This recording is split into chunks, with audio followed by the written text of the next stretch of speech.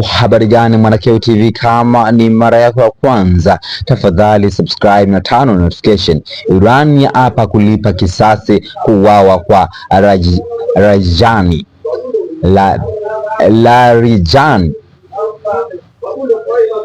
Hali ya usalama imezidi kuwa tete duniani baada ya serikali ya Irani kuthibitisha kuuawa kwa mkuu wa usalama Ali Larijani na kamanda wa kikosi cha Basiji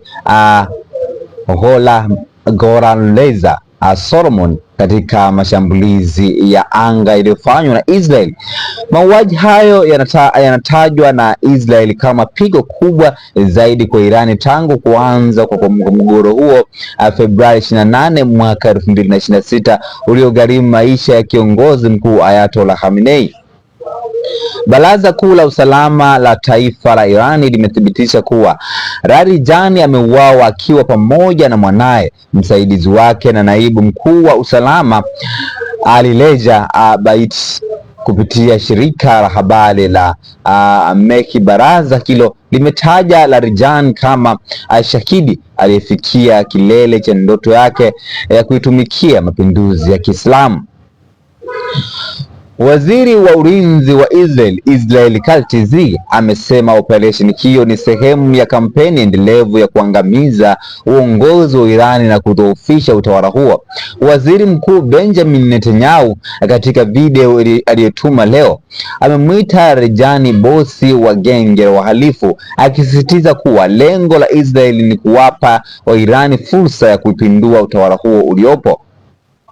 Huu ni mkakati wetu wa mwisho wa kuleta mabadiliko ya utawala wa Irani, regime change, ilieleza taarifa jeshi la Israel, ikidai kuwa mauaji ya Soleimani pia ni adhabu kwa kitendo chake cha kukandamiza waandamanaji mwezi Januari nchini humo.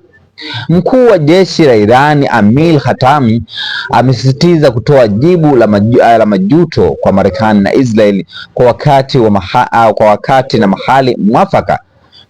Hivyo jeshi la walinzi wa mapinduzi la Irani, yani IRGC, limeonekana kutosubiri, ambapo shirika la habari la AFP limeripoti kuwa IRGC tayari wamerusha mfululizo wa makombora katikati mwa Israeli kama hatua ya awali ya kulipa kisasi cha damu ya Larijani.